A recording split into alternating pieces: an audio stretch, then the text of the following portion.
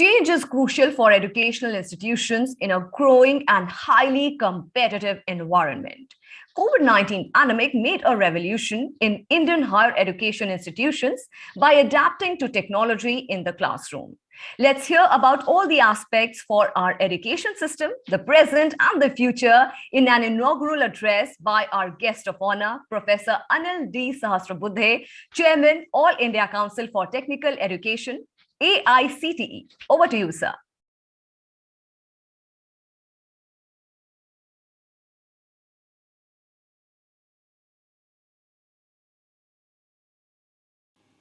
Yeah, good morning, everyone. I'm indeed happy, pleased to be here in the program organized by ET on the topic Reimagining Digital Campus to Seize True Transformation of Teaching Learning. And the main title of the conference is The Future of the Campuses. I think the COVID has given us a lot of lessons in making use of digital technologies in education. For about 2 decades, there have been large improvements in terms of teaching learning processes using digital medium, starting with the internet. A lot of activities started in the form of whether it is Khan Academy or some of the MOOC programs, the use of video conferencing equipment, the use of other technologies which have emerged. All of them were parallelly happening at a slow pace. The pandemic gave acceleration to this entire process of digital education, and therefore the classes continued despite pandemic. Even though the colleges and schools physically were closed, education never stopped. And this was a great lesson that we all learned. Because many a times we were assuming that probably education means we have to come to a classroom and then learn. So different models of learning started during this period, which are very, very useful lessons for all of us. And taking cue from this, the future of learning or the future of the campuses would be, how do they look like? Certainly there will be brick and mortar universities, colleges, the classrooms, the laboratories, the workshop, the playgrounds, the theater, the auditorium, the seminar halls will all continue. It's not that everything will come to a grinding halt. The use of all this facility can be multiplexed. We may have a platform wherein we can start using what we call blended learning or hybrid learning in a manner that students who are in the morning will be physically in the campus space, but in the afternoon they may do all the online classes. And the vice versa, those who are doing online classes in the morning may come to the campus. And a straight away doubling of the capacity of the institution is possible through the mechanism of hybrid learning or what we call blended learning. Part of that being done at home using internet, part of that in the formal infrastructure where they will come in and then do the classes. So I think this is a great transformation that is possible. Secondly, the talk about digital university. In the current budget session, there is a provision for making a digital university. So what will be the contours of that in terms of a hub and a spoke model? A hub in the form of a digital university created by the government through an act of parliament will have a large number of spokes who will all pitch in to give the best possible courses of theirs on the same platform. And as far as the students are concerned, without going to the physical campus, paying high fee, as well as living expenditure in terms of hostel and messes, they can be in their respective village or town or wherever they are and still earn a degree from the best of the institutions through a digital university at much less expenditure. So the affordable education, education for all, or increasing the gross enrollment ratio, all of that can be achieved in one single stroke. And there is no limitation on the capacity. In a physical university, the capacity depends on the size of the classrooms, the number of classrooms available, and therefore the limited number of students can be admitted. Take, for example, some of the best institutions in the country like IITs or Indian Institute of Science. even though they may have 400, 500 acres of land, lots of departments, workshops, the number of classrooms that are available, built area available, will restrict them to have number of students to about maybe say 10,000, or maybe even if they somehow manage, it would be 15,000. But they cannot give education to 50,000 or 100,000. Whereas in an online mode, an IIT can give high quality education from their best quality faculty to 100,000 students simultaneously. I think this is the power of the future of the campus that is going to be there. And this is what is going to be used through the digital university. There are a few other already examples which AICTE had set in. One of them is the starting of indigenous platform of the MOOC, Massive Online Open Courses, called Swayam. Of course, the precursor to this was our own NPTEL, in which a lot of technical programs were recorded and were made available for students for viewing, and people were already using in a blended mode, asking IIT professors course to be studied at home and then come prepared and then have a lot of discussions on that topic, solving of the problems on that topic happening in some of the institutions. But through the formal arrangement of a four-quadrant MOOC, Swayam, in which there is content based on the video lectures, there is also additional reading material in terms of PDF files. There are also other linkages to other videos that are available on YouTube and many other sources, open educational resources. And then along with that, the facility of what we call as the discussion forum, wherein students amongst themselves can discuss on a particular topic, learn from each other, that is peer learning.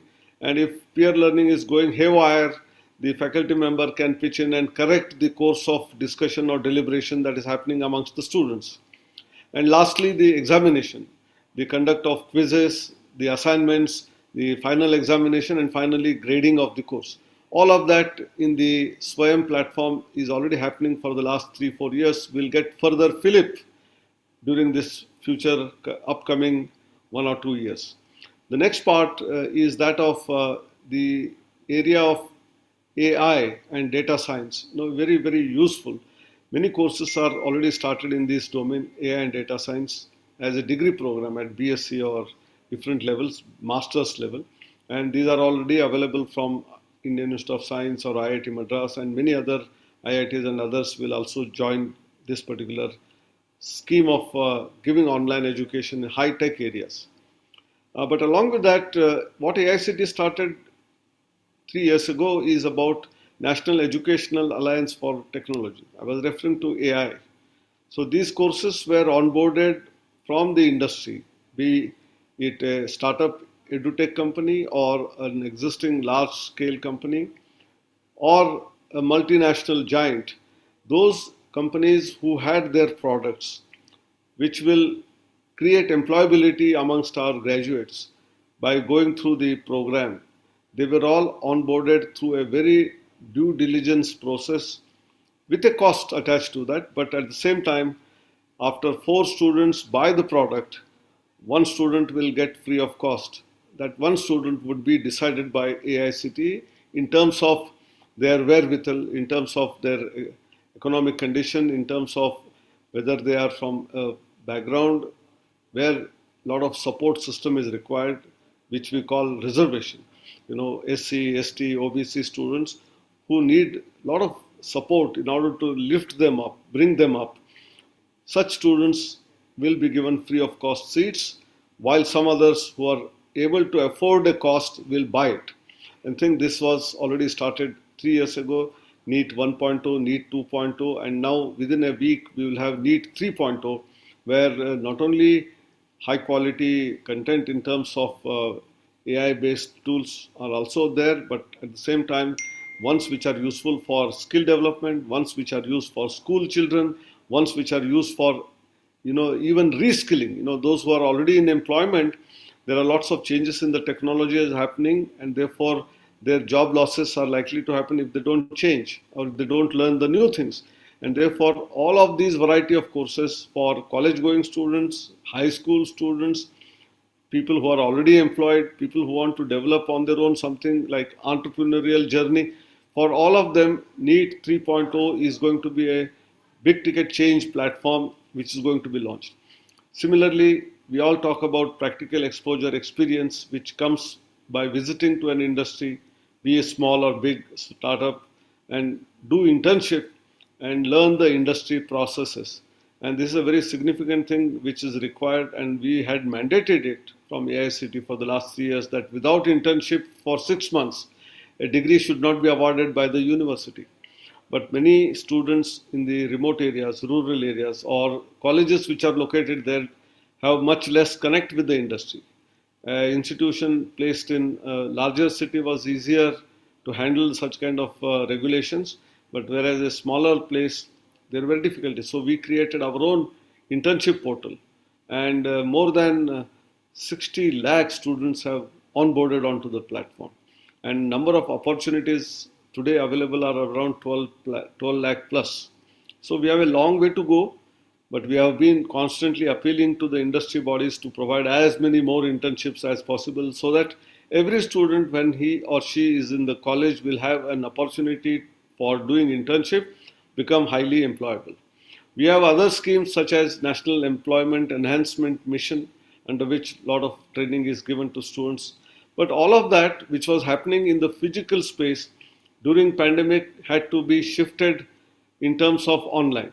And we are all aware that most of the IT companies, which were all functioning from the offices, were permitting and not permitting, in fact, forcing employees to work from home. And when the work from home can be possible, internship also is possible from home or your own respective colleges.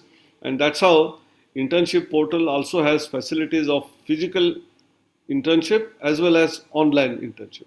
And so the gamut of this entire digital campus, or what we call future of the campus, is going to be in a much more wider sense on dependent on rather cloud, dependent on internet capability, robust connectivity, and not at one end but both ends. The deliverer also requires all of these facilities, infrastructure, and the receiver also will require. And therefore, how the governments of the day, the corporate social responsibility, the philanthropists should come forward to provide for such students who cannot afford even the data plan of say 3,000 a month or 2,000 a month for downloading enough number of contents and then read, and also the devices, be it a smartphone, be it a laptop or a PC. All of this is required to be done by all sections of the society, the government, the public sector, the private sector, the philanthropists. All of us, if we put together, I think no student will have difficulty in reaching out and making use of or access of the future campus, which is going to be very, very different from what it is today. And the fiber optic connectivity through the BharatNet, which is happening all across the country, will certainly provide connectivity. But buying that data or having a device is a challenge which we all have to also address. So I think I'm reimagining a campus where a lot of activities will still happen in a physical space. For example, sports, drama, music, you cannot have that and enjoy it in an online mode. You need to play cricket or football or hockey only in the playground. And therefore, coming together is important. Creating a play or drama and then doing it in an auditorium on the stage has its own charm and not on the online mode. And therefore, the future campuses will have a lot of opportunities to do interaction in this manner, but at the same time, the best of the content available anywhere in the world can be had by students because of connectivity which is going to be available at all places, nooks and corners of the country. There would not be a spot anywhere in the country where you will not get access to internet. I think that is where we will have to move to, and the future campus will become a transformational one, which will create much better quality engineers, quality graduates from our campuses who would be useful for society to create further new innovations which will help the country to promote itself in terms of not only economy but in terms of happiness, and livelihood. Thank you very much. All the very best.